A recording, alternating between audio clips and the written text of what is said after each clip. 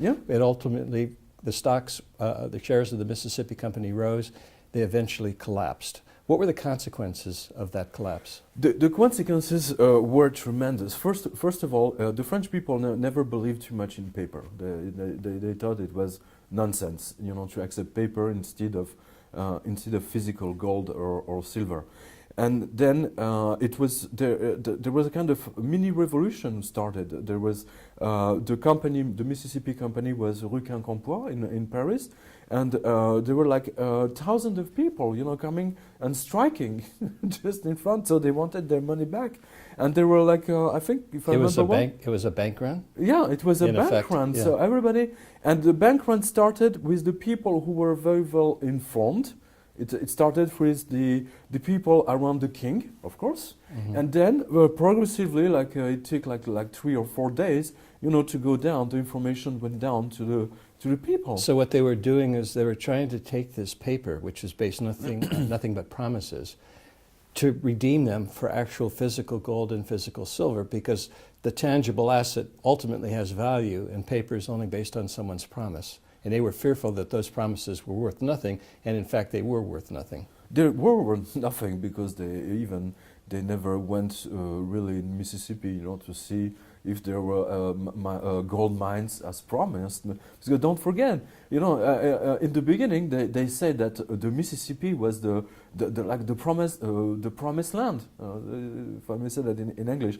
So it was filled in some biblical city, or filled with gold mines and silver mines and apples in gold on trees, something like this.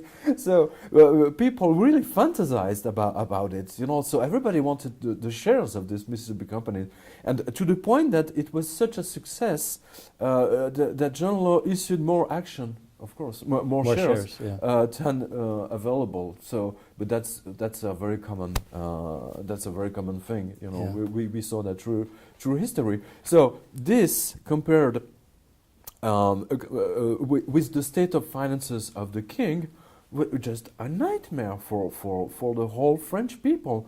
And at one point, les volaillers, the people who were selling chicken, and butchers, they said, we don't accept paper anymore. You need to pay us with gold coins. But the John Law forbade people using gold coins. So there was strikes everywhere in all France because people were hungry and they were not able to pay with paper. And if they pay with gold, for those who had gold, it was possible for them to be thrown in jail. So it was weird, a really bizarre situation. So what happened then is that as the currency became worth less, it actually destroyed the French economy because people could no longer act with one another. The paper was no good. Shopkeepers didn't want to accept the paper, and people were not allowed to use gold and silver, so there was really nothing they could do, and that destroyed the French economy. Exactly. Not only did it destroy the French economy, but again, Goethe is the one who made this line perfectly, is that he showed that the devil who convinced the king, to use paper instead of gold coins, that ultimately everything the devil is giving is vanishing in thin air, as it was appeared from thin air. That's the interesting point, is that, as you say, printing out of thin air, but it's disappearing. So the whole economy just exploded, and people came back again with the exchange of le troc. I don't know how to say that in barter. Yes. They came back to barter. Back to a primitive economy. Yes, of course, that was the only situation. And progressively, this was the key point of the French history who led to the French Revolution. Yeah. Ultimately, because the people saw it's always the people on the top, who take the decision to destroy their own lives, and specifically the money. Before the bubble, John Law did a couple of things, as you've explained. He outlawed gold and silver, kept on issuing shares. There was also a lot of propaganda, as I've read, in his book, Extraordinary Popular Delusions and the Madness of Crowds. Mackay wrote that they took prisoners out of prison and gave them shovels and walked them through the streets of Paris, saying that they were on their way to Mississippi to dig up the riches.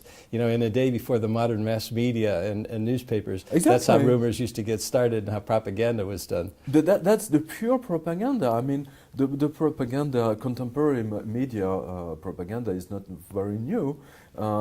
We can see that specifically during this period, but we can see it also on the Roman period.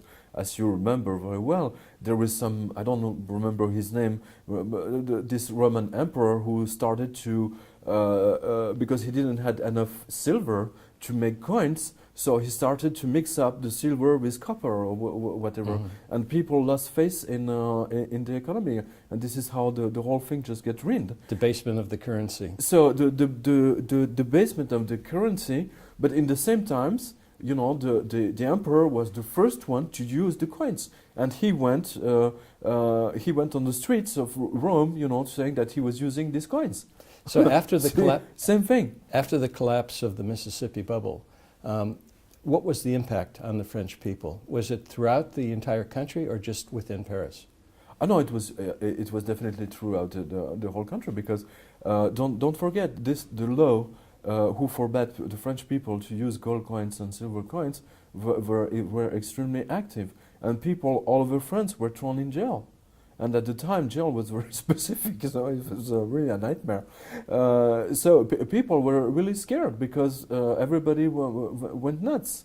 There was just this anger against the politicians. We cannot use the term politician because at the time it was the aristocracy, the monarchs, the monarchs who were there. But the anger of the people was already there, and this anger is going to be demultiplied, and which will give not only the French Revolution, but also the terror period, you know, 3 years later, when they will take everybody and just send them to the guillotine. So this is, it's like a maelstrom of anger, of people who have been stolen from their wealth, for which they worked all their lives. So the conclusion was that John Law bankrupted the country, bankrupted the monarchy, ended up fleeing France in disgrace. The point is that he fled.